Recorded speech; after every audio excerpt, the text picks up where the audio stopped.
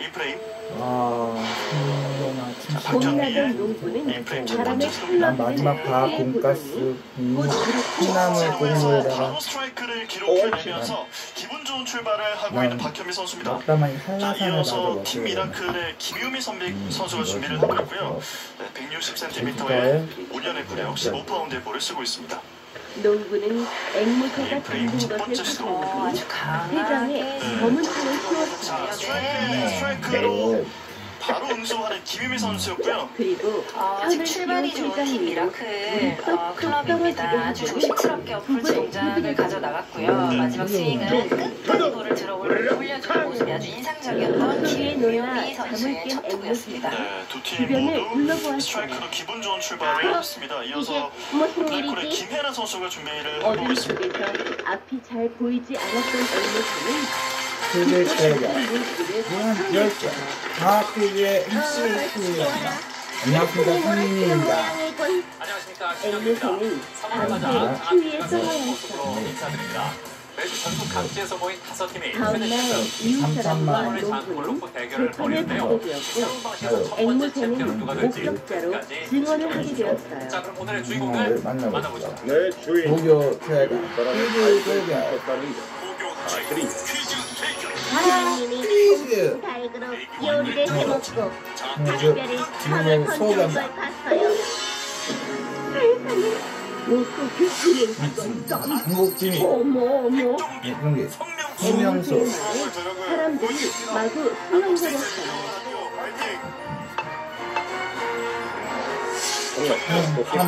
사망고 바로 정채월 농부가 사람들로 뛰어들며 말했어요. 재판장님, 앵무새의 말에 믿어서는 안 됩니다. 대전 외고 우윤모 송창 낸다고요? 그럼 그 말을 증명해 보았습니다. 네, 간단합니다. 울산여고 김주원 박수빈 그럼 제가 한번 물어보겠습니다. 이웃 사람이 진지한 표정으로 앵무새를 바라보고 서울 밤보고 박서진 이지원 사실대로 말하자면 어젯밤 날씨가 어땠니? 어젯밤에는 과연 태풍이 불었어요. 태풍의 자리는 누가 차지할 것인가? 비가 내려서 빗털도 다 젖었어요. 라우원 태풍이라고? 도대체 무슨 말이야? 1라운드는 앵무새의 대답에 재판장이 증언했어요. 그날 밤은 구름 한 점 없이 경우 20점 들어오네요. 앵무새야, 어젯밤에 태풍이라니? 지금 무슨 말을 하는 거니? 이웃사람은 원망하듯 앵무새를 바라보았어요. 자, 사람들도 앵무새의 말이 모두 거짓이라는 듯 비난하기 시작했어요. 그렇지. 앵무새가 증언을 하다니 말도 안 돼. 맞아. 앵무새가 띄어낸 거짓말인 거야. 어쩌죠? 앵무새의 말을 모두 믿어서는 안 된다고요. 정답 4번 다 맞았습니다. 그렇습니다. 결국 농부는 뭐를 받지 않게 되었습니다. 이웃 사람은 닭을 훔친 고인을 찾을 수 없었어요. 빠를 첫 길게 엄자를 쓰고요. 내가 거짓말을 하다니 난 본대로 사실대로 이야기했을 뿐인데. 매년 개최되는 마음의 상처를 받은 앵무새는 몹시 슬펐어요. 그리고 사람들은 자신이 사실대로 이야기하는 것을 싫어한다고 믿었지요. 그래, 앞으로는 사람들이 하는 말만 따라하는 거야. 2번, 2번, 3번, 2번, 4번입니다. 1번 빼고 다 나왔습니다. 정답. 무슨 일이든 사실대로 말하지 않고 3번입니다. 대전이고 20점을 가져갔습니다. 예. 다보스 포럼은 스위스 동부에 있는 다보스에서 개최되는 세계 경제 포럼 연차 총회 통칭입니다. 다음 문제입니다. 바간에 숨긴 선물. 신라시기 17관등 가운데 육두품이 승진할 수 어느 있었던 시골 마을에 최고 한 관등은 부자가 무엇일까요? 살았어요. 번째, 마을 사람들은 재산이 많은 부자를 무척 부러워했어요. 아찬. 저것 좀 봐요. 곳간에 곡식이 넘쳐나니 얼마나 좋을까요? 4번, 1번, 4번, 1번, 2번입니다. 3번 빼고 다 아무리 나왔어요. 배불리 정답. 먹어도 사번이다. 저렇게 곡식이 늘어나는데 무슨 걱정이 있겠어요? 네, 김희구와 대전에게 10점씩 저 집은 가져갔습니다. 과일들도 육두품은 하얀 17관등 쌀밥만 중에 먹는데요. 제6등에 해당하는 아찬까지 승진이 세상에. 가능했고 진골은 승진의 하지만 제한이 없어서 부자에게도 최고 한 관등까지 가지 오를 수 고민이 있었습니다. 있었어요. 다음 문제입니다. 에이, 돈이 아무리 많으면 뭐해. 기계적으로 누르면 내로라는 양전하와 벼슬아 없는데. 운전하가 이제 나뉘면서 와서 전기가 이 나이에 흐른다. 과거 시험을 볼 이 수 없고 현상은 무엇일까? 무슨 좋은 방법이 없을까? 열전 효과, 부자는 몇 날 며칠 고민했어요. 그러다 무릎을 탁 치며 말했죠. 옳거니 내 재산이 얼만데 무슨 걱정이람. 5팀 모두 1번 골랐습니다. 돈으로 정답. 사면 1번이다. 부자는 나란히 또 10점씩 땅 가져갔습니다. 연마지기를 갈아 자, 앞전 돈을 효과에 마련했어요. 가장 잘 알려진 그리고 예가 바로 사람들에게 라이터 물어 대거죠. 서울에 있는 엄지로 높은 스프링 버튼을 건물의 누르면 라이터 대각대를 대구의 작은 찾아갔죠. 망치가 앞전 소자를 때리고 이때 앞전 소자에서 발생한 높은 전압의 전기가 스파트를 발생시킵니다. 다음 문제입니다. 대감님, 제 평생 소원이 벼슬자리 하나 얻는 것입니다. 계단식으로 만든 노는 이건 무엇일까? 제 정성이 받으시고 한가리, 감투 하나만 씌워주시지요. 다랑문, 부자가 음. 대감에게 돈 든 꾸러미를 내밀며 간곡히 부탁했어요. 아하이, 글쎄다. 모두 3번 부자가 골랐습니다. 내민 정답 꾸러미를 든 3번입니다. 대감은 기다렸어요.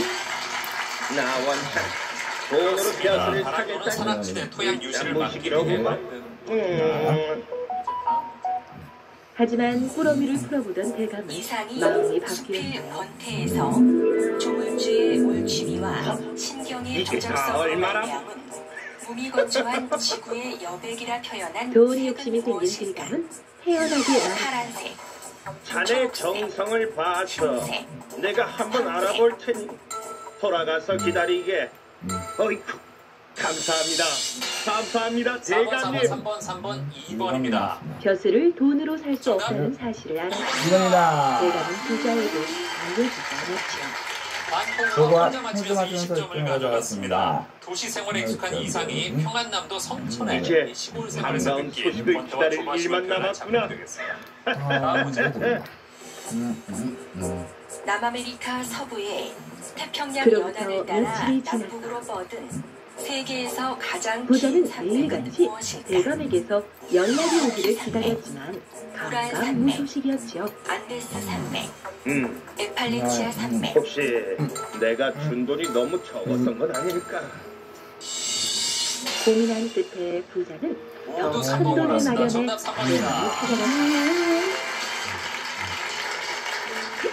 그렇죠. 안데스 산맥은 길이가 약 대감님, 7,200km. 지난번엔 세계에서 제가 가장 긴 세상 산맥. 물정을 너무 몰랐던 것 다음 같습니다. 문제입니다.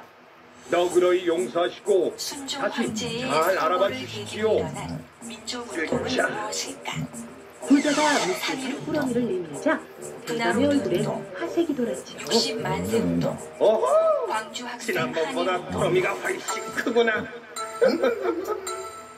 하지만 대감은 애써 침착하게 말했어요. 4번, 4번, 1번, 3번, 3번입니다. 사실 좀 그랬지. 3번입니다. 벼슬자리를 찾는다는 것이 그리 쉬운 일이 아니거든. 만세 운동을 세팀이 잘 내 맞췄습니다. 힘 3일 써서 운동은 알아보겐. 1919년 고종 서거 등을 계기로 일어났고요. 분화로드 운동은 감사합니다, 1941년부터 대감님. 농촌 계몽 운동입니다. 부자는 광주 학생 대감의 항일 운동은 말을 1929년 철석같이 믿고 한일 학생 간의 기다렸지만 다툼을 계기로 이번에도 일어났습니다. 아무런 소식이 다음 없었어요. 문제입니다. 답답한 마음에 부자는 대감의 집을 몇 중국의 번이나 더 덩샤오핑이 오갔어요. 내세운 대외 정책 중 자신의 그 재능이나 많던 명성을 재산이 이제 드러내지 바닥날 않고 지경인데 참고 기다린다는 벼슬은 왜 이렇게 뜻을 항상 가진 무소식이라고. 무엇일까? 아이고, 부자는 속이 상해 더는 견딜 수가 없었어요. 부국강남, 도광양대, 한번만 꼭 부탁해보자. 마지막이라고 생각한 부자는 남은 2번, 4번, 재산을 1번, 몽땅 4번입니다. 챙겨 대감의 정답 집으로 향했어요. 4번입니다. 도끼의 소리를 타고 아침을 걸은 부자는 하만고와 느끼고 한보고가 주위를 잘 맞히면서 둘러보았습니다. 10점씩 가져갔습니다. 도광 양패입니다. 마침 주막 이제 다음 하나가 문제입니다. 눈에 들어왔지요. 고려가요 정성가에서 저기서 화자는 여기를 좀 하고 목으로 가야겠다. 새긴 이 꽃을 바위에 접붙이겠다고 표현한다. 이 꼬마곰 꽃은 무엇일까? 제수 난초, 운동회 난초, 연꽃, 연꽃, 모란. 주막에 들어선 부자가 자리를 잡고 앉자 사람들의 이야기 소리가 들려왔어요. 자네 그 3번, 이야기 2번, 들었나? 2번, 2번, 2번입니다. 돈으로 벼슬을 타려는 사람이 있더니 2번입니다. 정답. 정답 나도 들었지. 내가 2번입니다. 갈수록 기분만 나쁜 거지.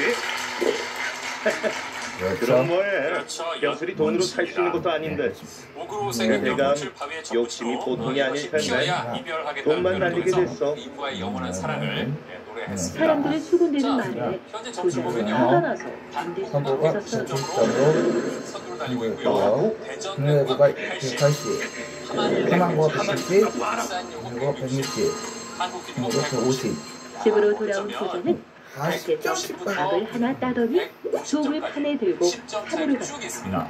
현재 1, 2위 팀의 그러고는 동점이라면 벌들이 한 잔뜩 번씩 혼자 맞춰서 모여있는 20점을 커다란 가져간 적이 벌집을 찾았지요. 겁니다. 잘하고 있습니다. 자, 오늘 여세 팀인데요. 울산 여고의 여고의 박수빈. 박수빈이야. 네. 부자는 자랑하기 때문에 조심스럽게 박을 벌집에 대더니 탕탕 두드리기 시작했어요. 예, 예. 놀란 벌들은 방 속으로 날아들었고 부자는 재빨리 꼭지를 막았죠. 예, 예. 그렇군요, 예. 또 저희 학교에 유명한 선배님으로는 김태희 선배님이 계시고 예. 부자는 비단 보자기로 박을 몇 번이나 꽁꽁 묶은 뒤 대감을 찾아갔어요. 선생님까지 이 학교에서 마무리하시면서 예. 상당히 또 의도심이 대감님, 크세요 다들. 그동안 제 벼슬자리를 알아보시느라 많이 힘드셨죠? 그래서 제가 귀한 약을 구해왔습니다. 제가 초등학교 4학년 때부터 저는 귀한 약이라니 뭘 이런 걸 다 가져왔나? 공부를 하는데요. 대감은 애써 기쁨을 감추며 꾸러미를 이리저리 살펴보았어요. 아, 예, 예. 도대체 뭐가 들었기에 이렇게 크다? 네. 이 약으로 말할 것 같으면 천년만년 오래오래 살게 하는 명약입니다. 쉽게 구할 수 없는 아주 귀한 약이지요. 맞습니다. 어허, 그래? 정말? 대감의 눈이 휘둥그레졌어요. 좋네요. 그래요. 그런데 자, 약을 주실 때는 지켜야 할 것이 있습니다. 그게 뭔가 스트레스해줘야 옷을 꼭 벗으셔야 하고요. 약효가 새어나갈 수 있으니 문도 걸어 잠가야 합니다. 깃발들은 알았네, 규칙에 알았어. 따라 배열되어 내 꼭 그리 할 테니 걱정 문턱에 말게. 들어갈 깃발의 위치로 알맞은 것은 무엇일까? 부자가 떠나자 대감은 서둘러 방문을 잠그고 옷을 벗었어요. 그 바보 덕에 자, 많이 1번이 건강하게 팀, 그리고 생겼구나. 4번과 3번이 팀입니다. 정답은 대감은 꽁꽁 묶인 1번입니다. 자, 얼마나 귀한지 참 많이도 못 잘 맞췄습니다. 봐놨군. 자, 설명해드리겠습니다. 각각의 깃발들은 맨 왼쪽부터 이건 시계 그냥 방향으로 파기죠. 식을 갖고 있습니다. 옳다니 따라서 이 물음표의 방 안에 깃발의 모양은 약이 등기로 이렇게 되는 거죠. 대감은 설렌 마음으로 꼭지를 열었어요. 자, 세 팀이 잘 맞췄고요. 자, 이제 1라운드 몇 문제 남지 않았습니다. 그러자 속에 있던 벌들이 한꺼번에 쏟아져 나와 대감을 쏘기 모든 시작했죠. 음정을 연결해서 소리를 내는 주법으로 상행 또는 하행으로 미끄러지듯이 연주하는 주법은 무엇일까? 스타카토, 대감은 자신의 소면도 있고 내가 벌거벗은 채 마당으로 글리산도. 들이섰고 놀란 하인들은 빗자루를 들고 벌을 쫓느라 야단 법석이었어요. 3번, 4번, 3번, 3번, 3번입니다. 한편 시골 마을로 4번을 돌아간 몰랐고요. 돈으로 다른 팀 뭐든지 살 수 3번입니다. 있는 정답. 헛된 욕심을 버리고 4번이다! 만족하면서 살기로 했답니다. 한국 혼자 왔으면서 10점을 가져가서 최초로 200점이 됐습니다. 자, 스타카토는 그러면 음을 짧게 끊기도록 연주하는 거고요. 피치카토는 손가락으로 혀를 끝거나 퉁겨서 연주하고 레가토는 음과 음 사이를 끊이지 않게 부드럽게 이어서 연주하는 걸 말합니다. 좋아요. 원자 번호가 6번이고 질량수가 13인 원자의 중성자 수는 몇 쥐와 개일까요? 결혼한 막내딸. 7, 옛날 팔, 딸 셋을 둔 아버지가 있었어요. 딸들아, 집안 형편이 어려워. 너희 셋을 모두 시집 보낼 수가 없구나. 그러니 이번, 한 자씩 이번, 양육을 이번, 들어가야 이번입니다. 한다. 이번에도 하나만 집을 합니다. 나는 정답은 왼쪽으로 갈게. 2번입니다. 둘째는 남쪽으로 가고 막내는 왼쪽으로 가. 네, 하마골 제외한데 팀이 잘 맞췄습니다. 네, 팀이 잘 맞추면서 10점씩 가져갔습니다. 알았어. 자, 원자 번호는 양성자 이쪽과 수하고 이쪽은 양성자 수와 중성자 수의 합이 질량수니까 중성자 수는 13 빼기 6해서 7이 칠이 된다는 거야. 한 끼를 오르기 다음 시작했어요. 어찌나 가파른지 막내딸은 반쯤 오르자 그만 쓰러지고 말았어요. 비정했으나 점차 인간성을 회복해가는 인물인데 어머나, 여기가 그의 어디지? 직업은 무엇일까? 그때 방문이 열리더니 쥐들이 밥상을 가지고 들어왔어요. 왕관을 쓴 쥐가 공평히 말했죠. 어서 드세요. 아주머니, 깜짝이야. 말을 하시네. 잘 먹을게요. 3번, 제가 3번, 3번, 못하는 1번, 2번입니다. 정답은 아가씨, 저와 결혼을 감사합니다. 제가 아가씨를 행복하게 해드릴게요.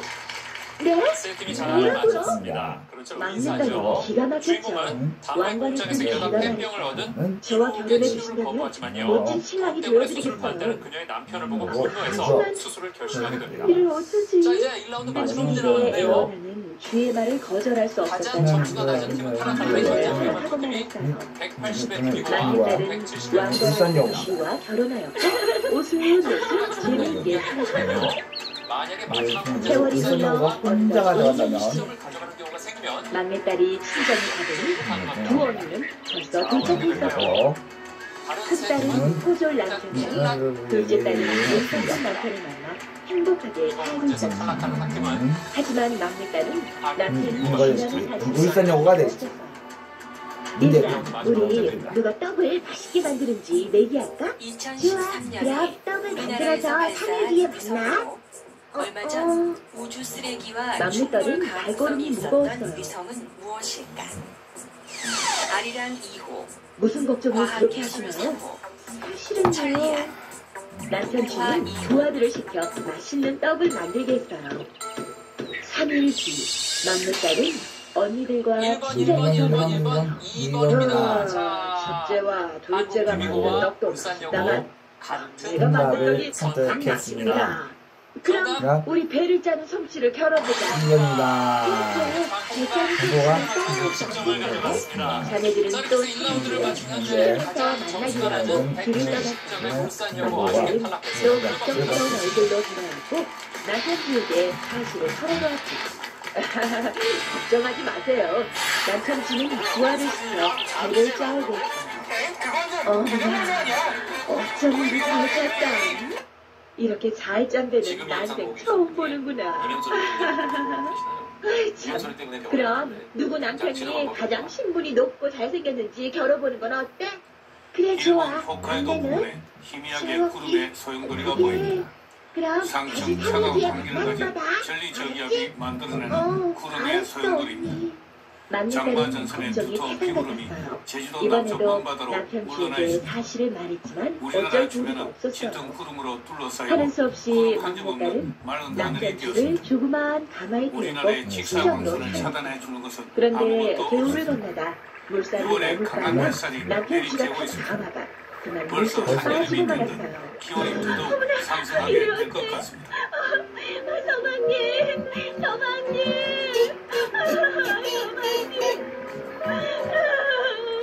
6월 4일 수요일 일최고 바로 기온은 그때였어요. 경남 창녕이 물속에서 37.6도로 공자나 가장 전설들이 높았습니다. 커다란 황금마다를 이날은 메고 주로 걸어 나오는 경상도 것이 내륙을 아니겠어요? 중심으로 기온이 30도를 넘는 나요. 곳이 내가 속출했습니다. 바로 쥐남편이라고. 일최저 기온은 그래, 나는 강원도 이 나라의 강릉 왕자인데 삼당령이 요술에 걸려 쥐가 4.2도를 된다고. 기록했습니다. 그 요술은 같은 나라 여자에게 안에서 사랑한다는 이렇게 말을 기온 들어야만 차이가 풀린다고. 정말 고마워요. 우리나라는 결코 작은 나라가 아닙니다. 왕자는 일교차는 막내딸과 경북 함께 영천시 친정으로 가서 화곡면이 식구들을 무려 만났어요. 20.9도를 기록했습니다. 아이고, 우리 최고 막내딸이가 제일 28.6도, 잘났구나. 최저 기온은 불과 7.7도였습니다. 큰 딸과 구름이 둘째 없는 딸은 놀고 날에는 나서 낮에는 강렬한 햇살로 기온이 오르고 밤에는 그 후 복사한 냉각으로 막내딸은 기온은 왕자님과 급격히 같이 내려갑니다. 궁궐에서 행복하게 살았답니다. 6월 5일 목요일 12시 제주도 남쪽에는 고기압 스탬프는 찍혀있지 않지만 바람이 시계 방향으로 회전하고 있습니다. 이동성 고기압 울보 이야기. 장마철에는 이동성 고기압과 아들을 멀리 태평양 고기압이 떠나보내고 충돌하여 한 그 할머니가 경계에 혼자 살고 장마전선이 있었어요. 만들어집니다. 하루는 일하러 간 이동성 아들에게서 고기압이 반가운 장마전선을 편지가 왔어요. 멀리 남쪽으로 하지만 밀어내고 있습니다. 할머니는 글을 읽을 줄 그리고 몰랐어요. 북쪽은 저기압입니다. 진짜 이렇게 무슨 해서 말인지 남쪽은 고기압, 통할 수가 북쪽은 있나. 저기압, 남고 밖으로 북쪽 나가 기압 배치가 사람이 되었습니다. 지나가기를 기다리던 여름철에 할머니는 전형적으로 한 농- 나타나는 기압 배치입니다. 바람은 고기압에서 저기압으로 붑니다. 우리나라의 남풍 내지 남서풍이 붑니다. 구름이 가려주지 않아 햇살이 가는 데다 남풍까지 불어 기온이 점점 더 어느 올라갑니다. 산골 마을에 둘도 없이 친한 장인과 안준뱅이가 우리나라 장마는 제주도부터 둘은 시작합니다. 무슨 일이든 함께하며 제주도는 이제 친형제처럼 장마 카운트다운에 들어갔다고 할 수 있습니다. 그러던 어느 날이었어요. 우리나라 장마는 고온 건조한 이동성 고기압과 남쪽의 고온 따스한 태평양 무슨 일인데 고기압이 충돌하여 아직도 그리 발생합니다. 서두르나? 평년의 제주도 장마는 6월 어서 19일부터 나가체비를 시작되지만 하게. 올해는 좀 저 더 산 빠를 넘어 수 있습니다. 아주 용한 의원이 있다는 평균적으로 얘기를 장마 들었거든요. 기간은 한 달 자네의 정도입니다. 앞다리를 이 고쳐줄지도 기간 몰라. 동안 비가 계속 내리는 그래? 것은 아니고 하지만 실제로 비가 내리는 나는 것은 걸을 수가 없고 15일에서 20일 정도입니다. 6월 10일 화요일입니다. 장마 전선이 제주도 부근에 동서로 길게 정체해 있습니다. 장마 전선은 마치 파도 치듯 남북으로 출렁입니다. 장마 어느 전선은 산골 남북으로 마을에 진동합니다. 둘도 없이 친한 제주도는 장인과 장마 전선에 안준뱅이가 들어갔다 살았어요. 나왔다를 반복하게 됩니다. 둘은 무슨 일이든 함께하며 멀리 남쪽 해역으로 친형제처럼 눈을 돌리면 잘 지냈죠. 필리핀 루손섬 동쪽에 그러던 저기압이 어느 있습니다. 필리핀 부근 여보게, 광범한 해역에 저기압을 거기가? 향해 비구름이 아이, 모여들고 무슨 있습니다. 일인데 아침부터 그리 거대한 서두르나? 구름이 반시계 방향으로 놀고 있을 때가 회전하고 아닌데. 있습니다. 어서 여기서 나가체비를 태풍의 하게. 병아리 열대 산 저기압이 넘어 발생할 아주 가능성이 용한 있습니다. 의원이 있다는 얘기를 들었거든. 자네의 미국 앞다리를 GFS와 고쳐줄지도 독일 몰라. 아이콘 모델을 함께 그래? 보도록 하겠습니다. 하지만 나는 미국은 걸을 수가 필리핀 없고 동쪽 해역에 자네는 이미 볼 매우 수가 없는데 발달한 태풍으로 무슨 보이는 수로 등압선이 산 보입니다. 넘어 의원을 찾아간단 등압선 간격이 말인가? 매우 좁고 크기가 자네가 매우 내 거대합니다. 눈이 되어주게. 독일 아이콘 모델에도 자네를 필리핀 발이 루손섬에 되어주게. 동심원의 등압선이 보입니다. 장인은 이렇게 세 모델 모두 안준뱅이 친구를 열대 얻고 요란의 등압선이 험한 나타나기 산길을 시작하면 부지런히 태풍 걸었어요. 발생 가능성이 높아집니다. 등압선의 형태만 보면 미국이 태풍 발생 가능성이 자네 가장 괜찮은가? 높고 다음이 독일, 마침 그다음이 저기 연못이 있으니 유럽의 좀 순서입니다. 쉬어가세. 미국 GFS 모델을 조금 더 보도록 자네부터 하겠습니다. 시원하게 목을 축이게. 올해 태풍 제1호의 이름은 뭐뭐 우디입니다. 어디 있나? 어디래? 우디입은 마카오가 아니, 제안한 세상에. 이름으로 황금으로 나비를 나비를 뜻합니다. 황금. 연못 속에 나비가 어디로 커다란 날아갈지 황금이 있어. 움직여 보도록 하겠습니다. 황금이라고? 장님은 태풍은 스스로 거듭거듭 움직이지 연못에 가서 못합니다. 황금을 따라서 주변에 부는 바람을 타고 아, 이동합니다. 이보게. 자네가 봄철에 먼저 발생하는 왔으니 태풍은 잠깐 무역풍을 할게. 타고 서쪽 그게 무슨 인도차이나 소리야? 반도로 이동하는 경우가 자네가 나를 많습니다. 얻고 이곳까지 왔으니 그러나 자네 여름철이 거지. 되면 태평양 고기압이 장인과 강해지고 안준뱅이 태풍은 친구는 강해진 서로 태평양 고기압 황금을 주변에 부는 양보했어요. 바람을 타고 북상을 합니다. 야, 안 되겠네. 태풍은 대만을 나갈 수도 지나고 없으니 중국 동해안에 그냥 상륙하면서도 세력이 그래, 떨어지지 그게 않고 낫겠네. 서해를 북상합니다. 장님은 태풍은 황금을 육지에 제자리에 상륙하면 놓고 수중의 공급이 끊어지고 친구를 얻었어요. 육지와의 마찰 그리고 때문에 다시 세력이 급격히 힘겹게 떨어집니다. 산에 오르기 시작했죠. 이 무렵에 우리나라 부근에 산 정상에 장마 전선이 거의 정체하고 있고 올랐을 때였어요. 태풍이 장마 전선을 네, 이놈! 장악하고 어, 큰 비가 대충 내릴 이리 오너라! 가능성이 있습니다. 누군가 기상 난데없이 상황은 소통을 했어요. 시시각각으로 변합니다. 이 양반님의 다리가 아프니 모델도 계속해서 안준뱅이를 내려놓고 나를 업어라. 어떻게 될지 지켜볼 화려한 필요가 의상을 있습니다. 입은 양반이었어요. 아이고 딸이 이것은 그럴 유럽 수는 주기 없어요. 예보센터 보시다시피 ECMWF의 열대 저희는 폭풍 따로는 즉 한 태풍 발짝도 발생 움직일 수가 가능성을 없습니다. 나타낸 것입니다. 날이. 한번 살펴보도록 아하, 하겠습니다. 무슨 잔말이 그리 6월 많으냐? 7일 토요일 당장 나를 남쪽 업지 해역에 못할까? 아무것도 없습니다. 장님과 6월 안준뱅이는 8일 일요일 싹싹 빌며 필리핀 웃었어요. 동쪽 해역에 뭔가 양반은 열대 그런 요란과 같은 소리하지 것이 않았어요. 나타나기 시작했습니다. 그러다 문득 황금이 떠올랐어요. 조금 더 산아래 연못에 움직여보겠습니다. 황금이 있습니다요. 6월 10일 목요일입니다. 황금? 대만과 필리핀 섬 사이 바시 해협에 40% 확률로 열대요란이 이 발생했습니다. 양반님의 다리가 아프니 이 연두색은 안전뱅이를 내려놓고 40에서 나를 업어라. 50% 태풍 발생을 화려한 나타내고 불가를 있습니다. 입은 양반이었습니다. 상당히 확률이 높다고 할 수 딸이 있습니다. 그럴 수는 이 무렵에 없습니다. 이 부분에 태풍이 발생할 수 보시다시피 있습니다. 저희는 따로는 한 발짝도 움직일 수가 없습니다요. 조금 나리. 더 돌려보겠습니다. 아하. 아하, 6월 무슨 14일 잔말이 그리 많으냐?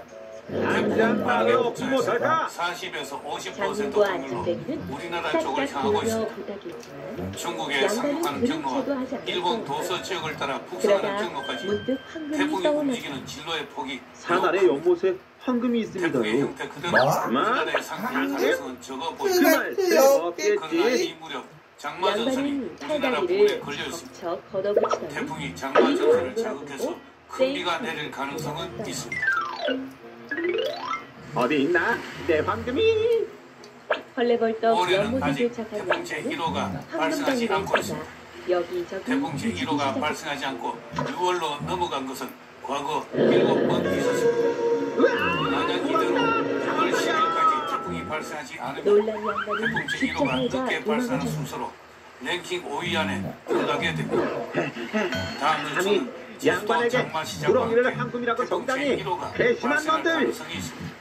어이, 다음 속이다니요. 주는 남쪽 아이고 기록에서 날이 눈을 떼지 정말입니다요. 못하게 될 것 분명히 같습니다. 황금덩이가 있었습니다요. 고얀 그 잘난 황금덩이 네 놈들이나 실컷 빠져라. 어찌된 일인지 가서 알아보세. 장님은 안전뱅이를 얻고 부랴부랴 연못으로 갔다. 아니 저기 뭐야? 아니, 왜 왜 그러나? 그러나? 정말 구렁이라도 나타났는가? 둘이세 둘. 둘이세 둘.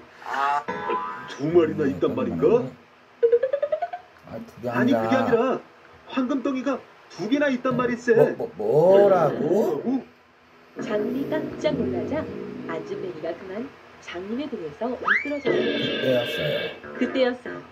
우직거리는 소리가 나더니 안전뱅이의 두 다리가 쭉 펴졌어요. 아니 세상에. 아니 세상에 내 다리가 쭉 펴졌네. 펴졌다고. 아니 그게 정말인가?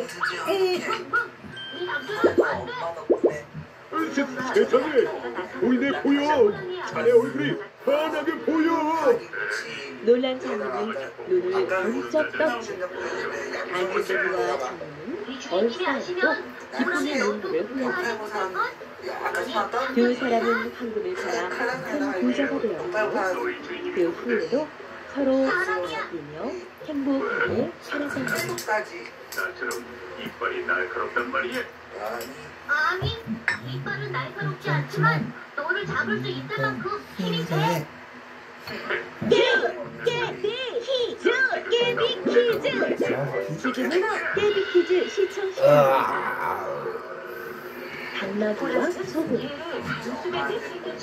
어느 마을에 한 남자가 당나귀를 기르며 살고 있었어요. 남자는 해변가에 소금이 굉장히 싸다는 소문을 들었어요. 그래서 당나귀를 끌고 소금을 사러 나갑니다. 이만하면 됐고. 자, 이제 집으로 가자. 하지만 많은 소금을 실은 당나귀는 짐이 무거워 걷는 것이 힘들었어요. 뭐라. 너무 무겁잖아.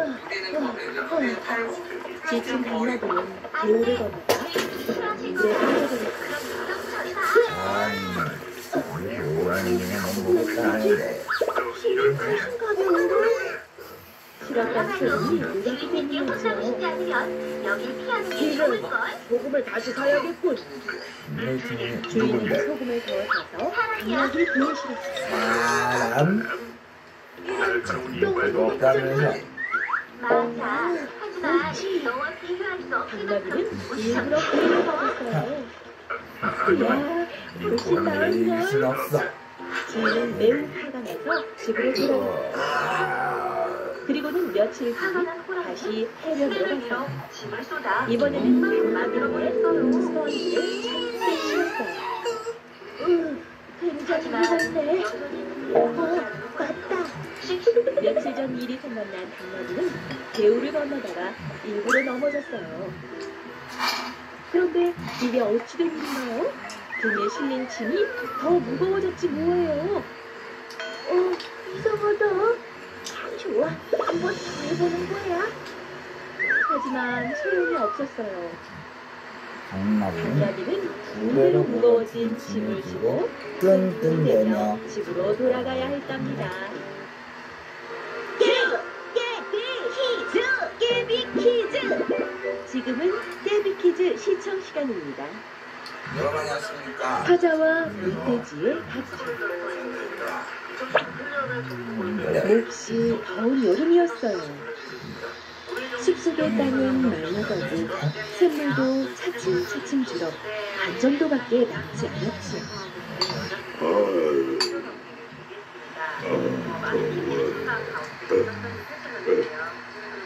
더위를 피하기 위해 사자가 물을 마시려 할 때였어요.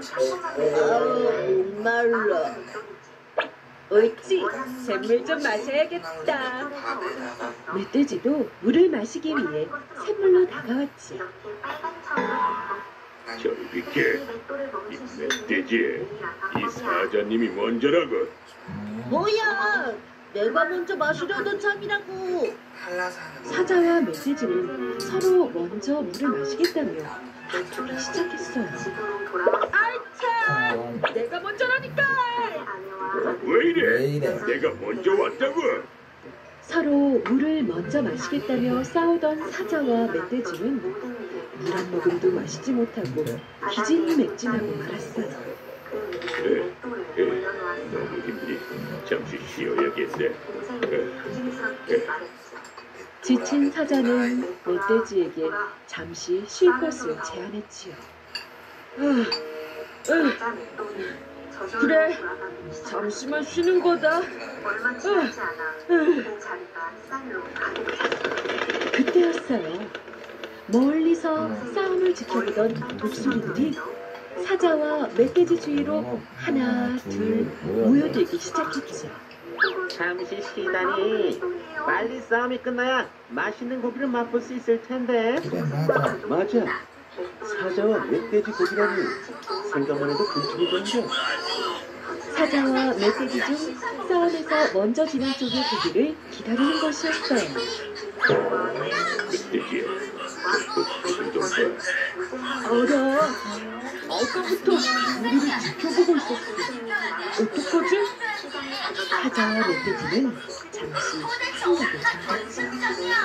싸움에서 진다니 결국 이게 무슨 어리석은 짓이다. 우리 멧돼지가 되겠니? 차라리 사자와 샘물을 나눠 마시는 게 멧돼지야, 싸움 이쯤에서 그만두는 것이 좋겠어. 내 생각도 마찬가지야.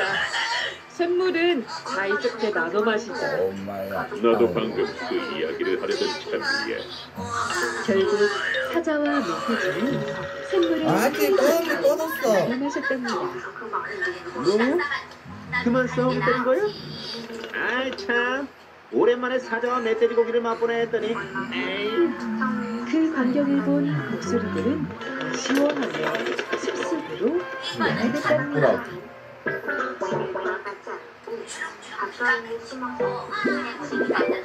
깨비 퀴즈! 비겁한 다툼. 어느 날 평화롭던 숲속에 일이 일어났어요. 새들과 네발 동물들 사이에 갈등이 생겼거든요. 새들과 네발 동물들은 저마다 힘을 모으려고 야단이었죠. 우리 새가 이겨서 네발 동물들의 코를 납작하게 세워야 해. 우리 네발 동물들이 모두 힘을 합쳐 날개 달린 새들이 그쪽에서 활개치며 다닐 수 없도록 쫓아내야 한다고. 새와 네발 동물들이 편을 갈라 싸울 준비가 한창일 때 바퀴는 고민에 빠졌어요.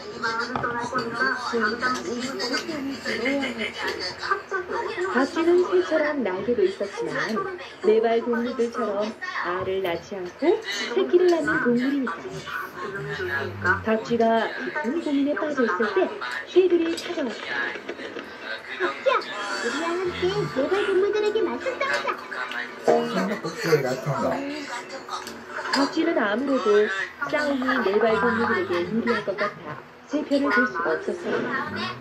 미안하지만 나는 네발 달린 동물 편인걸. 며칠 후 이번에는 네발 동물들이 박쥐를 찾아왔어요. 네발 동물들은 박쥐를 올려다보며 말했죠. 박쥐야, 우리 함께 새들에 맞서 싸우자. 뭐야? 하지만 박쥐는 선뜻 대답을 할 수 없었어요. 이번에는 싸움이 새들에게 유리할 것 같았거든요. 그래서 말했지요. 보시다시피 새인걸. 네발 동물들은 실망하여 돌아갔고 어느덧 시간이 흘러 시끄러웠던 숲속에 다시 풍요가 찾아왔어요. 새들과 네발 동물들이 사이좋게 지내기로 한 것이에요. 어쩌지? 그때서야 박쥐는 새들을 찾아갔어요. 아니, 박쥐잖아. 네발 동물 편이라더니 왜 나타난 거라? 어서 쫓아보려. 새들이 힘을 합쳐 박쥐를 쫓아냈어요. 놀란 박쥐는 네발 동물들을 찾아갔지요. 박쥐다, 어서 쫓아내. 네발 동물들은 박쥐를 마구 물며 쫓아냈어요. 어쩔 수 없이 박쥐는 멀리 동굴 속으로 도망을 쳐야 했죠. 이제 아무도 나와 친구가 되려고 하지 않잖아. 새들도 몰라, 그렇겠지. 하자 박쥐는 매우 슬펐답니다.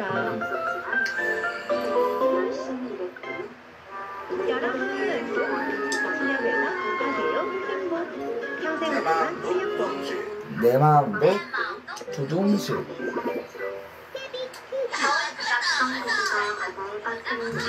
토끼와 거북이. 어린 숲속에 토끼와 거북이 살고 있었어요. 토끼는 언제나 자신이 가장 빠르다고 뽐내곤 했지요. 내가 이 숲속에서 제일 빨라. 아무도 나를 이길 수 없으니까. 그때 느림보 거북이 엉금엉금 귀여웠어요. 아무도 느리보래야. 토끼가 깔깔 웃으며 놀려대자 거북은 화가 났어요. 토끼야, 나하고 달리기 좋은데. 하지만 날 이길 수는 없을까? 너무 잘난 체하지 마. 공주는 끝까지 해봐야 아는 거야. 모르겠어. 그렇다면 저 산꼭대기까지 누가 더 빨리 도착하는지 경주하자. 좋아. 빵 소리와 함께 토끼는 깡충깡충, 거북은 엉금엉금 달리기 시작했죠. 토끼 나가신다 그리기쳐라. 느림보 거북을 이기는 건 무슨 떡볶이. 글쎄 말이야, 진짜 모르겠어. 한참을 쉬지 않고 달렸어요. 거북은 보이지도 않는군. 토끼가 뒤를 돌아보았지만 거북의 모습은 보통 보이질 않았죠. 그럼 그렇지. 느림보 거북이 나 어떻게 이긴다는 거야? 여기까지 오려면 한나절은 걸리겠지? 한참 자도 내가 충분히 이길 거야. 토끼는 쿨쿨 잠이 들었어요. 하지만 거북은 쉬지 않고 달려갔어요. 조금만 더 힘을 내자. 자. 거북이 먼저 산꼭대기에 도착했어요. 내가 이겼다. 내가 토끼를 이겼어. 거북의 외침에 놀란 토끼는 눈을 번쩍 떴어요. 그리고 거북에게 질 수 없지. 토끼는 있는 힘을 다해 산꼭대기로 달려갔어요. 하지만 경주는 이미 끝난 뒤였지요. 어때, 토끼야? 내가 너보다 느리기는 해도 문제에서는 내가 이겼지? 아유 뭐야?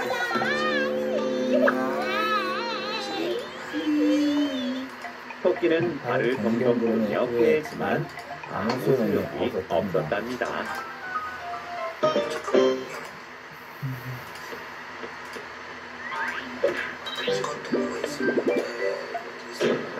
Subscribe me. 호랑이에게 줄무늬가 생기게 된 이유. 베트남에서 전해오는 이야기랍니다. 아주 오래전에는 호랑이의 모습이 지금과 달랐어요. 줄무늬는 없이 노란색 털로만 덮여 있었거든요. 깊은 산속에 살던 호랑이는 어느 날 생각했어요. 배는 고픈데 사냥은 귀찮고 이걸 어쩌지?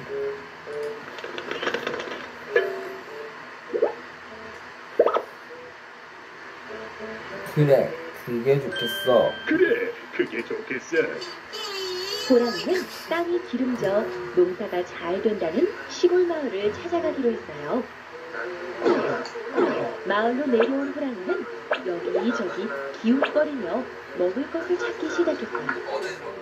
그때 어디선가 가구름 소리가 들려왔지요. 가구름 소리잖아. 가구름 소리잖아. 정말 반가운 소리구나. 반가운 소리구나. 어느 집 마당에서 살이 통통하게 오른 닭들이 모이를 쪼아먹고 있었어요. 호랑이는 군침을 흘리며 새근새근 다가갔지요. 멍멍! 이 닭들은 안 돼!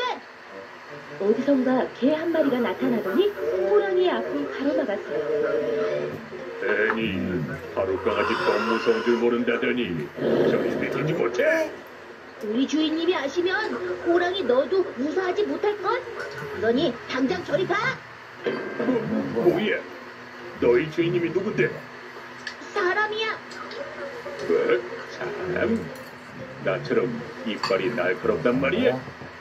아니, 이빨은 날카롭지 않지만 너를 잡을 수 있을 만큼 힘이 돼! 어림없는 소리. 난 지금 너무 배가 고프니까 저리 비켜. 호랑이는 개를 단숨에 내팽겨치고는 닭들을 잡아먹기 시작했어요.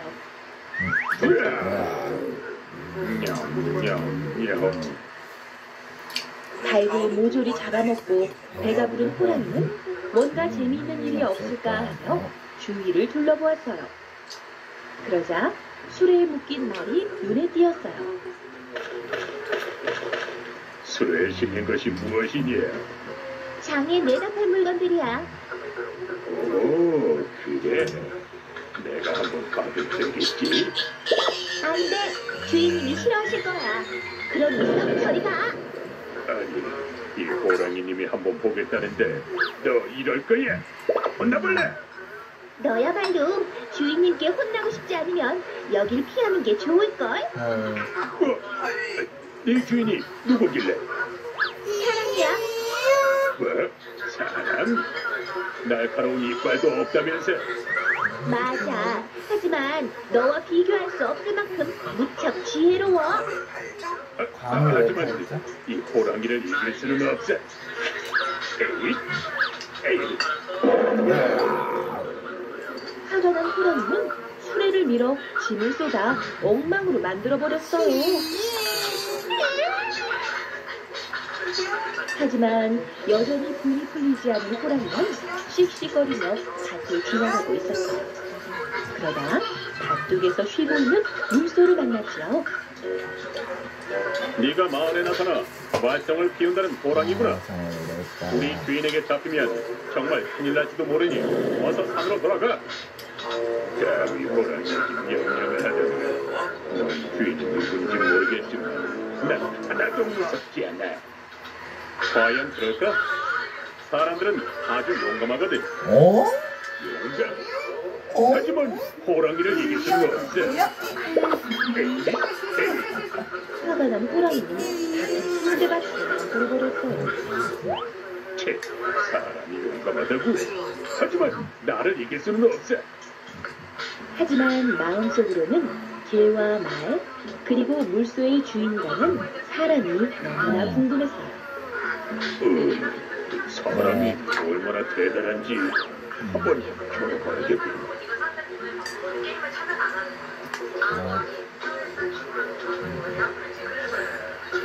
왜 죽으셨어요? 왜 죽으셨어요?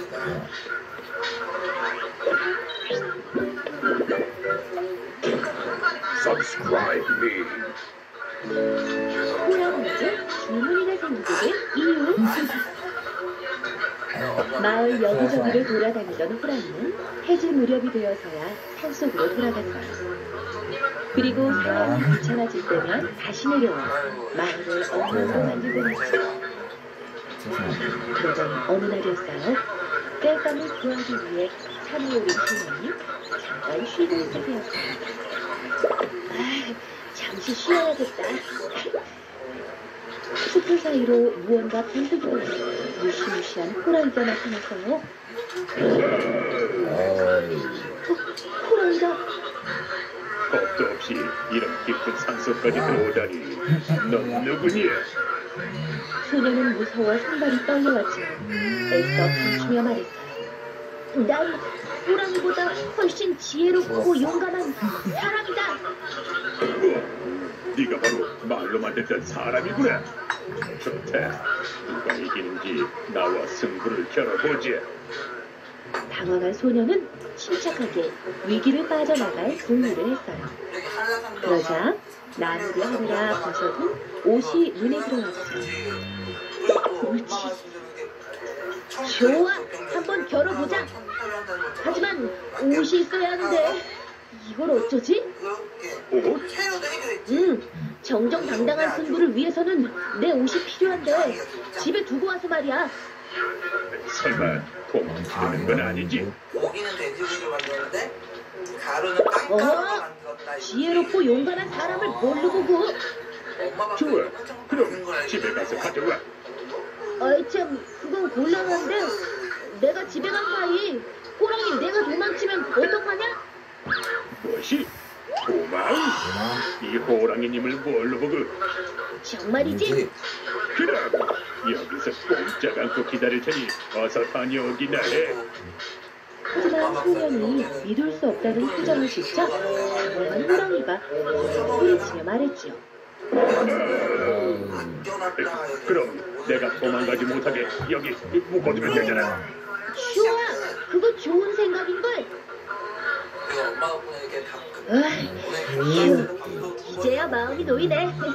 다녀올게. 알았어. 얼른 가져와.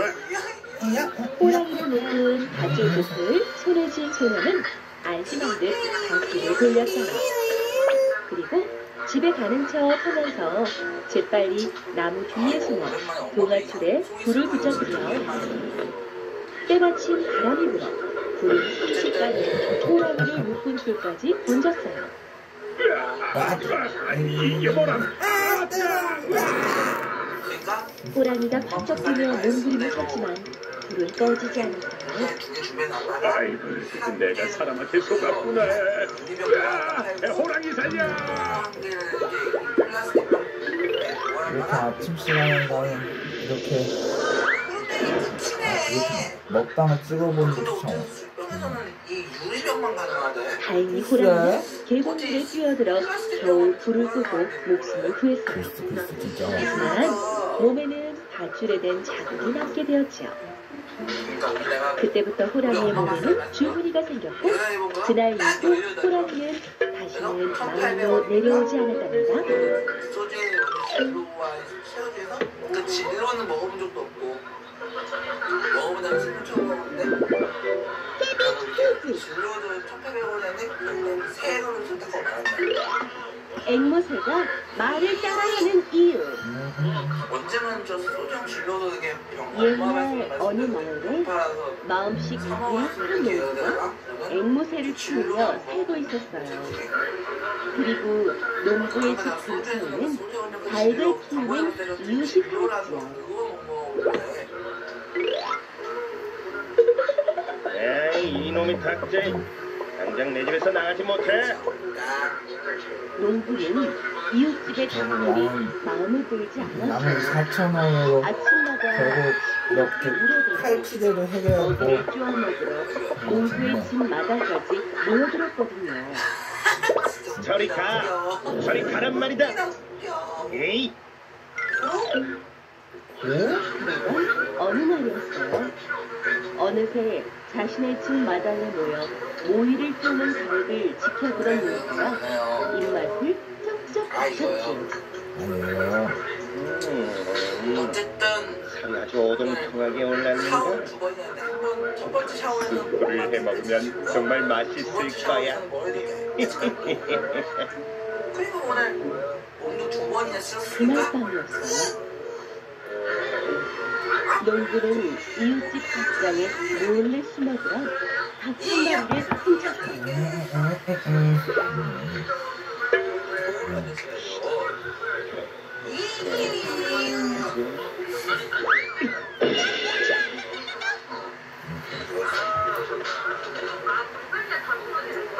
농부는 훔쳐온 닭으로 요리를 해서 배불리 먹었어요. 있으면 팔겠죠. 있으면 파겠죠. 잘 먹었다. 어쨌거나 엄마 박사님 덕분에 며칠간 이렇게 닭갈비도 먹었고 그리고 농부는 혹시라도 이웃에게 들킬까봐 닭뼈도 강에 던져버렸어요. 이렇게 여기까지 엄마 덕분에 고기도 많이 이제 먹었으니 아무도 모르겠지? 마음상 오케이네. 아무에게도 들키지 않을 거라 생각한 농부는 난리 났다. 마음이 놀랐어요. 이제 장윤이 아빠 하지만 내가 엄마를 농부의 박사님을 앵무새가 인정한지 그 알죠? 모습을 모두 지켜보고 있었어요. 아마 장윤이 아빠는 엄마의 저 박사님 소리 들으면 우리 엄마가 아주 샘날 거야. 다음날 여느 때와 같이 닭장을 들여다본 이웃사람은 깜짝 놀랄 수밖에 없었어요. 보여주면 장윤이 아빠는 12, 13, 맞아. 14. 어? 닭 한 마리가 어디 갔지? 이웃사람은 없어진 닭을 찾으려 집안 곳곳을 샅샅이 뒤졌어요. 아무데도 없잖아. 닭장에 있던 닭이 하룻밤새 어디로 사라질 리도 없고. 분명 누군가 내 닭을 훔쳐간 거야. 도대체 누굴까? 괜찮을 텐데 말이야. 이웃사람은 곰곰이 생각했어요. 그러자 지난 일들이 주마등처럼 스쳐 지나갔어요. 이웃집 농부가 자신의 닭들을 빗자루로 쫓아내고 입맛을 다시며 쳐다보던 부대도 교체했고, 그러니까 며칠 있다가 저 벽이 물탱크만 벽에도 물탱크 교체하고 점검하고 이제서 그럼 끝이겠네요. 이웃사람은 농부를 찾아가 지난밤 닭 한 마리가 없어졌다고 풀어놓았어요. 그러자 농부는 태어난 얼굴로 말했지요. 남의 살기 없어졌다고? 그럼 숲속 어딘가를 헤매고 있겠지. 농부는 자신의 잘못이 들통날까 조마조마했지만 애써 마음을 가다듬었어요. 아니야, 그럴 리가 없어. 지금껏 닭들이 스스로 닭장을 빠져나간 적은 한 번도 없었단 말일세. 그럼 굶주린 야생 동물이 와서 잡아먹었겠지. 안 그런가? 아니에요. 그때였어요. 두 사람의 이야기를 가만히 듣고 있던 앵무새가 끼어들었지요. 오래전에는 앵무새도 사람처럼 말을 할 수 있었거든요. 주인님이 닭을 잡아먹었어요. 뭐? 앵무새의 말에 농부와 이웃사람이 깜짝 놀라 세장을 바라보았죠. 앵무새야, 그게 정말이냐? 이 녀석, 조용히 하지 못해? 자네, 설마 지금 저 앵무새 말에 믿는 건 아니겠지? 제가 봤어요. 닭들이 이거 엄마 강에 막사는 던졌어요. 또 다시 또 그렇게 끌어놨다는 뜻입니다. 의심스럽는 질문으로 농부를 쳐다보았어요. 듬직한 모습을 보여주는 엄마뿐이니까 말이야. 그니까. 아니야. 앵무새가 착각한 거야. 내가 요리한 건 시장에서 사온 고기였어. 하지만 농부의 말이 영 믿었지 못했던 이웃사람은 앵무새의 말이 사실인지 다음날 판결을 맞아. 알아보기로 했죠. 엄마가 믿음직한 아빠는 땡에 그날 가깝다는 밤 거. 농부는 걱정이 되어 잠을 이룰 수 없었어요. 앵무새의 말이 사실로 밝혀지면 난 벌을 그나저나 받고 엄마 말씀대로 좀 좋은 방법이 없을까? 만약에 춘천에 서울로 이사하게 되면 진짜 돈 나간 농부는 바람에 펄럭이는 커튼을 보더니 글쎄. 곧 무릎을 탁 쳤어요. 옳지. 그만 보고 싶고 아니 어제 모처럼 이거 혼자 있는 건 자꾸 너도 혼자서 좋네요 했는데 장은이 아빠가 오다니 이런 젠장. 농부는 앵무새가 잠든 것을 확인한 뒤 세장에 검은 천을 씌웠어요. 필이면 됐어. 잠자는데 우리 집이야. 그리고 천을 씌운 세장 위로 물이 쏙쏙 떨어지게 하고는 북을 두드렸어요. 장은이 아빠 오는 건 정말 퉁 우르르 쾅. 목소리에 놀라 잠을 깬 앵무새가 주변을 둘러보았어요. 이게 무슨 일이지? 어둠 속에서 앞이 잘 보이지 않았던 앵무새는 깃털에 묻은 물기를 털어냈어요. 추워라. 태풍이 몰아치는 모양이군. 앵무새는 밤새 추위에 떨어야 했어요. 다음날 이웃사람과 농부는 재판을 받게 되었고 앵무새는 목격자로 증언을 하게 되었어요. 내 주인 이웃 사람의 닭을 훔쳤다는 게 사실이냐? 주인님이 훔친 닭으로 요리를 해먹고 닭뼈를 강에 던지는 걸 봤어요. 상당히 나아져. 어머. 앵무새의 말에 사람들이 마구 흥얼거렸어요. 스케일링도 시켜주고 이렇게 고기 같은 거나 이런 거 정말 똑똑히 봤단 말이야. 다 엄마에 불과해. 네. 그때 농부가 큰 소리로 끼어들며 말했어요. 재판장님, 앵무새의 말을 믿어서는 안 됩니다. 그것도 유언지도 안 넣고. 제 앵무새는 거짓말을 잘 지어낸다고요. 저기 세 개만 돌려 그게 깨끗해지는 거야? 네, 간단합니다. 앵무새에게 어젯밤 날씨가 어땠는지 물어보세요. 그럼 제가 한번 진짜 꽝이야. 이웃사람이 진지한 표정으로 앵무새를 바라보며 말했어요. 진짜 그 정도야. 사실대로 말해주렴. 어젯밤 날씨가 어땠니? 어젯밤에는 태풍이 불었어요. 천둥 소리에 잠을 깼거든요. 비가 내려서 깃털도 다 젖었어요. 뭐? 저번에 태풍이라고? 저번에 우리 무슨 말이야? 상여정아 말대로 진짜 재판장이 상여정 알려준 대로 전날까는 상여정 말대로 진짜 춘천이는 서울 더 부주한 건데 육지에다가 자유롭게 살아야 되겠다는 그런 것들이 좀 해보게 되네. 이웃사람은 원망하듯 앵무새를 바라보았어요. 저번에 그 참여를 보고 왔을 때 앵무새의 말이 모두 거짓이라는 듯 비난하기 시작했어요. 그렇지. 앵무새가 증언을 하다니 진짜. 말도 안 돼. 맞아. 앵무새가 지어낸 거짓말인 거야. 보셨죠? 앵무새의 말을 모두 믿어서는 안 된다고요. 아이고.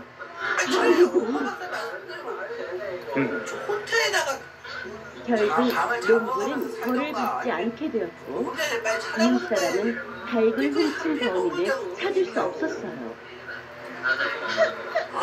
내가 거짓말을 하다니. 난 본대로 사실대로 이야기했을 뿐인데. 마음의 상처를 받은 앵무새는 몹시 슬펐어요. 그리고 사람들은 자신이 사실대로 이야기하는 것을 싫어한다고 믿었지요. 그래, 앞으로는 사람들이 하는 말만 따라하는 거야. 그날 이후 앵무새는 무슨 일이든 사실대로 말하지 않고 사람들이 하는 말을 따라하게 되었답니다. 그러면서 돌다가 이렇게 집에 와서 하면서 이렇게 지내고 그런 엄마 만나면서 완전 오케이가 되겠네. 바다에 숨긴 선물. 그만 보고 싶다 진짜. 차라리 여수 쪽에 어느 시골 마을에 한 부자가 살았다. 마을 사람들은 재산이 많은 부자를 무척 부러워했어요. 저것 좀 봐요. 곳간에 곡식이 넘쳐나니 얼마나 좋을까요? 그러게 말이에요. 아무리 배불리 먹어도 해마다 저렇게 곡식이 늘어나는데 무슨 걱정이 있겠어요? 맞아요. 저 집은 하인들도 하얀 쌀밥만 먹는데요. 어머나 세상에. 하지만 부자에게도 한 가지 고민이 있었어요. 에이, 돈이 아무리 많으면 뭐해. 내루라 하는 벼슬 하나 없는데 인제 와서 이 나이에 과거 시험을 볼 수도 없고 무슨 좋은 방법이 없을까? 부자는 몇 날 며칠을 고민했어요. 그러다 무릎을 탁 치며 말했죠.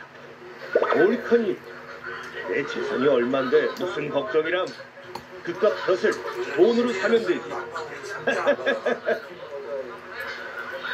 부자는 곧 땅 몇마지기를 팔아 돈을 마련했어요. 그리고 사람들에게 물어 서울에 있는 높은 벼슬의 대감댁을 찾아갔어요. 장작만 아니고 대감님, 제 평생 소원이 벼슬자리 하나 얻는 것입니다. 이건 제 정성이 받으시고 감초 하나만 씌워주시지요. 부자가 대감에게 돈이 든 꾸러미를 내밀며 간곡히 부탁했어요. 아하, 글쎄다. 부자가 내민 꾸러미를 본 대감은 기가 막혔어요. 나 원참 몰라, 나도. 사겠다니 진짜 무식이라고만. 하지만 꾸러미를 풀어주던 대감은 마음이 바뀌었어요. 이게 다 얼마나? 돈 욕심이 생긴 대감은 태연하게 말했어요. 자네 정성을 봐서 내가 한번 알아볼 테니 돌아가서 기다리게. 어이쿠, 감사합니다. 감사합니다, 대감님. 벼슬을 돈으로 살 수 없다는 사실을 알았지만 대감은 부자에게 알려주지 않았죠. 저런 모습인 거나 상당히 정말 신기하게 주라니까. 이제 반가운 소식을 기다릴 일만 남았구나.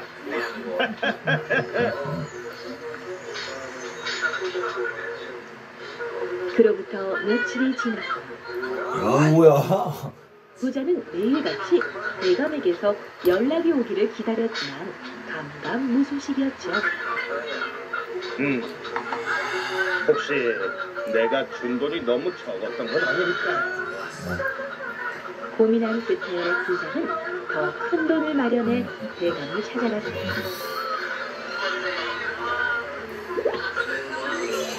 대감님, 지난번엔 제가 세상 물정을 너무 몰랐던 것 같습니다. 너그러이 용서하시고 다시 잘 알아봐 주시지요. 자, 부자가 묵직한 꾸러미를 일으키자 대감의 얼굴에 화색이 돌았지요. 지난번보다 꾸러미가 훨씬 크구나. 그 며칠 전에 우리 상혁이 형하고 말해준 것처럼 말했던 것처럼 정말대로 진짜 그 육지에서 살아야 되는 현실들을 벼슬자리를 찾는다는 것이 그리 작년 보면 더 늘어났어 최근 들어서. 내 힘써서 와 알아보겐. 진짜 씨. 감사합니다, 대감님. 부자는 대감의 말을 철석같이 믿고 기다렸지만 이번에도 아무런 정말 소식이 없었어요. 고민거리가 되긴 하네. 답답한 마음에 언제까지 이렇게 작은 아빠 눈치 보며 살아야 되는지. 고민되는 부분이야 이거. 맞아. 세상이 이제 바닥날 지경인데 벼슬은 왜 이렇게 강간무소식이람. 부자는 속이 상해 더는 견딜 수가 없었어요. 그래. 아침에 엄만 부탁해보지.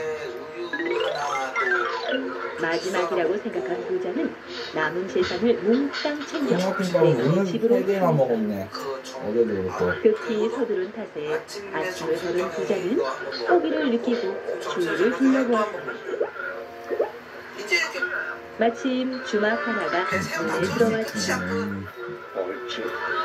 저기서 여기를 좀 두고 가야겠다. 꼬마공 제철에 운동회. 주막에 들어선 부자가 자리를 잡고 앉아 사람들의 이야기 소리가 들려왔다. 자네 그 이야기 들었나? 글쎄 돈으로 버스를 사려는 사람이 있다면? 나도 들었지. 대감의 집 문지방이 닳도록 들락날락한다지. 그럼 뭐해. 벼슬이 돈으로 살 수 있는 것도 아닌데. 그 대감 욕심이 보통이 아닐 텐데 돈만 날리게 됐어. 사람들의 수군대는 말에 부자는 화가 나서 견딜 수가 없었어요. 뭐라고? 가만히 두나 봐라.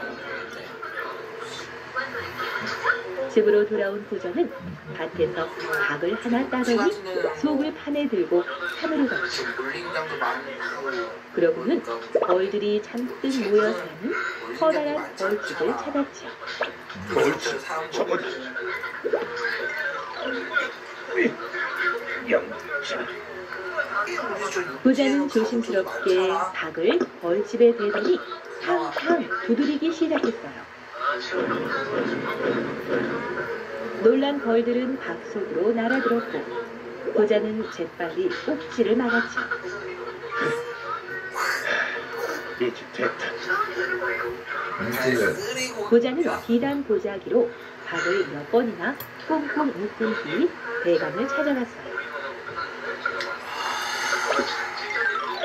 대감님, 그동안 제 벼슬자리를 알아보시느라 많이 힘드셨죠? 그래서 제가 귀한 약을 구해왔습니다. 귀한 약이라니? 뭘? 이런 걸 다 가져왔나? 대감은 애써 기쁨을 감추며 꾸러미를 이리저리 살펴보았어요. 도대체 뭐가 들었기에 이렇게 크다? 이 약으로 말할 것 같으면 천년만년 오래오래 살게 하는 명약입니다. 쉽게 구할 수 없는 아주 귀한 약이지요. 어허, 그래? 대감의 눈이 휘둥그레졌어요. 그런데 약을 드실 때는 지켜야 할 것이 있습니다. 그게 뭔가? 옷을 꼭 벗으셔야 하고요. 약효가 새어나갈 수 있으니 문도 걸어 잠가야 합니다. 네, 알았어. 내 꼭 그리 할 테니 걱정 말게. 부자가 떠나자 대감은 서둘러 방문을 잠그고 옷을 벗었어요. 그 바보 덕에 만수무강하게 생겼구나. 오야.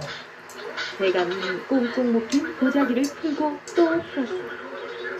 얼마나 귀한지 참 많이도 묶어놨군. 에이? 이건 그냥 닭이잖아. 옳거니. 언제까지 이렇게 작은 눈치 보며 살아야 되는지. 대감은 설레는 마음으로 꼭지를 열었어요. 맞아. 눈치 보며 지내야 되는 거. 속에 있던 벌들이 한꺼번에 쏟아져 나와 대감을 쏘기 시작했지. 아이, 따가워. 사람 살려.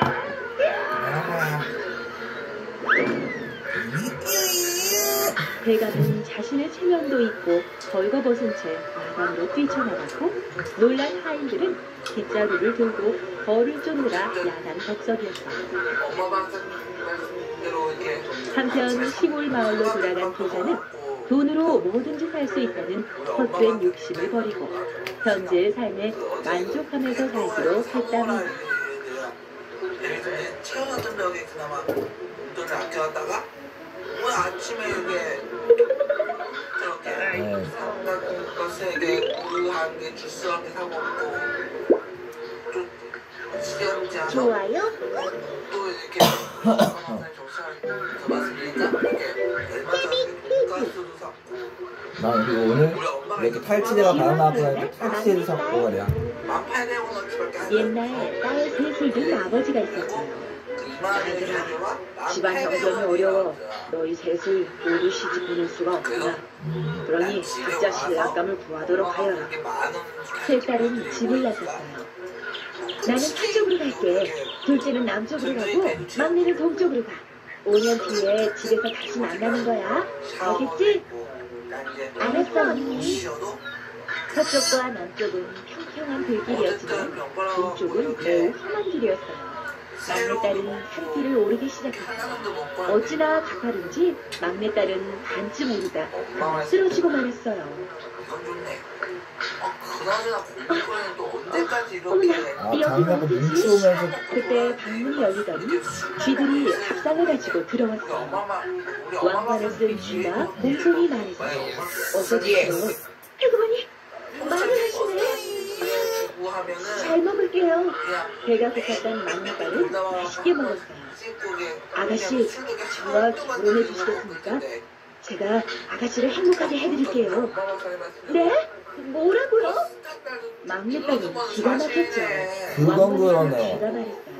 저와 결혼해 주신다면 멋진 신랑이 되어드리겠어요. 하지만 우리를 어쩌지? 끈질기게 애원하는 쥐의 말을 거절할 수 없었던 막내딸은 결혼을 허락하고 말았어요. 그러니까 그래갖고 못한 지 오래고. 왕관을 쓴 쥐와 결혼하였고 오순오순 재미있게 살았어요. 세월이 흘러 어느덧 5년이 지났어요. 막내딸이 친정에 가보니 두 언니는 벌써 도착해 있었어요. 큰딸은 포졸 남편을, 둘째 딸은 농사꽃 남편을 만나 행복하게 살고 있었죠. 하지만 막내딸은 남편이 쥐라는 사실을 밝힐 수 없었어요. 얘들아, 우리 누가 떡을 맛있게 만드는지 내기할까? 좋아, 그럼 떡을 만들어서 3일 뒤에 만나. 막내딸은 발걸음이 무거웠어요. 이렇게 술 먹는 날도 무슨 걱정을 그렇게 하시나요? 그러니까. 싫어요. 남편 씨는 두 아들을 시켜 맛있는 떡을 만들게 했어요. 3일 뒤 막내딸은 언니들과 친정에서 만났어요. 첫째와 둘째가 만든 떡도 맛있다만 내가 만든 떡이 참 맛있구나. 그럼 우리 배를 짜는 솜씨를 겨뤄보자. 맞아. 그래, 배 짜는 솜씨는 따라올 수 없을까? 자네들은 또 3일 뒤에 친정에서 만나기로 하고 길을 떠났어요. 막내딸은 또 걱정스러운 얼굴로 돌아왔고 언제까지 이렇게 지내겠는지가.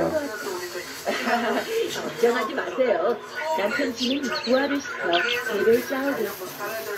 어느 날 어쩐지 잘 짰다. 이렇게 잘 짠 배는 난생 처음 보는구나. 그럼 누구 남편이 가장 학력이 높고 잘생겼는지 겨뤄보는 건 어때? 그래, 좋아. 막내는? 저기, 그럼 다시 3일 뒤에 만나는 거다. 알았지? 알았어, 언니. 막내딸은 정말 해낸 것 같았어요. 이번에도 남편 쥐에게 사실을 말했지만 어쩔 도리가 없었어요. 하는 수 없이 막내딸은 남편 쥐를 조그마한 가마에 태우고 친정으로 며칠 전에 그런데 대우를 건너다 물살을 너무 하늘 따라 보고 남편 쥐가 탄 쉬었다 다음 날 빠지고 말았어요. 우리 형아 말대로 생각해보니까 언제까지 이렇게 지내야 되는지 모르겠어. 왜야? 어떻게 몰라? 바로 그때였어요. 물속에서 언제나 젊은이들이 커다란 하나를 내고 걸어 나오는 것이 우리 엄마 박사님 다행이야. 나요. 내가 바로 쥐 남편이라고. 네? 나는 이 나라의 왕자인데 요술에 걸려 쥐가 된다. 그 요술은 여자에게 사랑한다는 말을 들어야만 풀린다고. 정말 고마워요. 왕자는 막내딸과 함께 친정으로 가서 식구들을 만났다. 아이고, 우리 막내딸이가 제일 잘났구나.